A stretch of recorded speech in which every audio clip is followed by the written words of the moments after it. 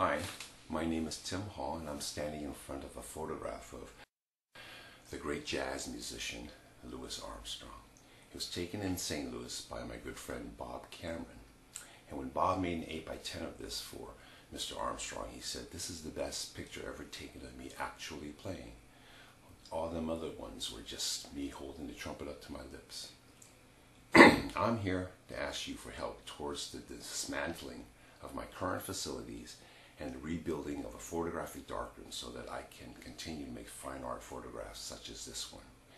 If you help me in my Kickstarter program and I meet my goal, I will forward to you a copy of this image.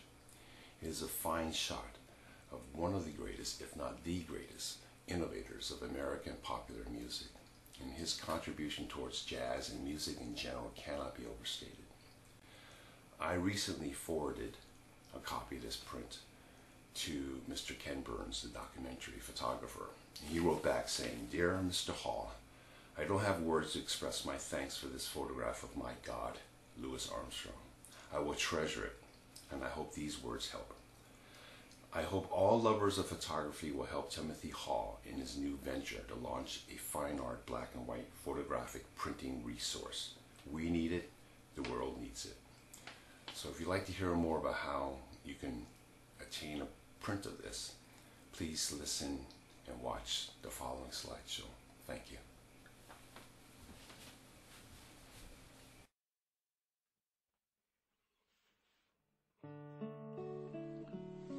In 1941, Robert Cameron was invited to a performance by Louis Armstrong. The band was told by their leader that Bob would be allowed on stage and to move freely among them with his camera. Mr. Armstrong often called Bob Mr. Cameraman. Trained as an aerial photographer during World War II, Bob shot with a 4x5 handheld press camera that night. It was fitted with a slow-burning flash bulb, and he had to change both the film and the bulb after each exposure.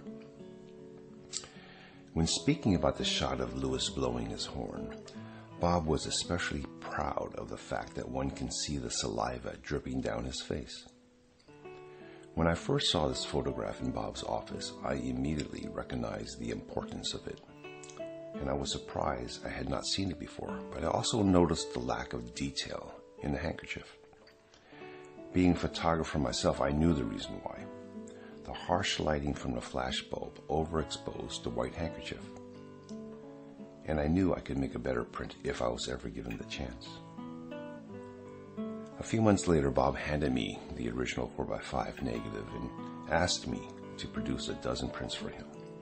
I was both honored and elated. A darkroom technique called film masking was something I had experimented with in the late 1970s. Even then, it was not widely taught, and I had to learn it from reading books written on the subject of color separation films. Masking was actually devised as a method for color correction. They were typically made through colored filters and used during the color separation process. The use of a mask effectively lowered the contrast of the print and added detail throughout the range of tones. After learning how to mask color-positive films, or transparencies as they are called, I figured that I could apply the same technique for color or black and white negatives, except that the mask would work on the opposite end of the grayscale. Normally, a mask adds density to the lighter areas of a color transparency, but a mask made for negative films would add density to the shadow areas and thereby show more detail.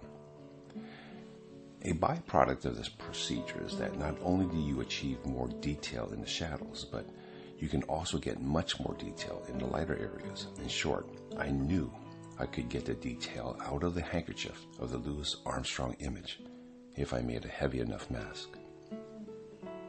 I worked on the Armstrong negative and produced a much better black and white print. This was back in 2007.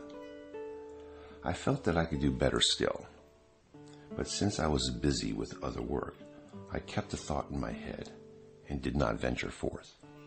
Then, in 2009, Robert Cameron passed away at the age of 98.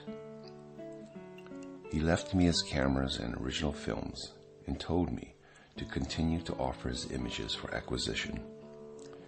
It seems he paid over, according to him, $1 million in helicopter fees alone in order to photograph from the air. He, after all, was best known as the publisher and photographer of the above series of books, and he had books ranging from San Francisco, New York, Chicago, Los Angeles, Seattle, Monterey, Paris, London, Hawaii, Yosemite, and so on. A couple of years ago, I had thought of a way to better prepare the Louis Armstrong negative for printing, but I didn't get to try it until a few months ago. I went back to the drawing board, so to speak, and remade masks that reached into the highlights, and I was most pleased with the results. And then I was informed that the building I occupied would be torn down and new condominiums would be built. Faced with the prospect of moving and building yet another color lab, I had to think about how to proceed. It is, after all, very costly to move and remodel a new location in order to make large color photographic prints. In the end, it is much easier and cheaper to offer inkjet prints, and that is the reason why there are fewer and fewer color labs to be found. And that brings me to this point in time. I am starting this Kickstarter campaign to help finance my move out of my current location and to build a black and white photographic printing facility, a much more affordable task. I will be making fine art black and white photographs for collectors and aficionados. If you contribute towards this project, I will forward to you photographs from a collection of 4 images I've chosen from the library of Robert Cameron. The lead image will be the Louis Armstrong image. Every print I make will utilize the masking technique that I have honed over the years. The challenge with masking is that it produces a pre-visualized image. You must have a clear vision of what you want to achieve. The masks are made accordingly. In the case of the 3 Cameron images, besides the Armstrong one, I will be working from 2 1/4 by 2 3/4 transparencies. By utilizing colored filters, you can affect the final tones of the black and white fine print. You also travel up and down the grayscale, or zones as some call them, with the use of first stage masks before making the final masks for the making of the black and white internegative. Then, the internegative is also masked.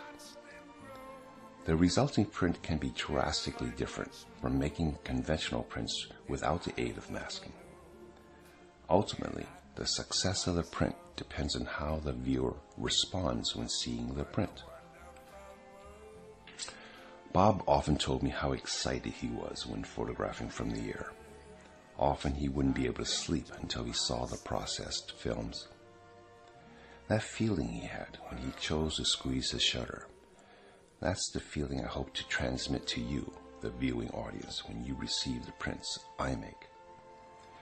It is how a photographic print can become the equivalent of the experience of being there.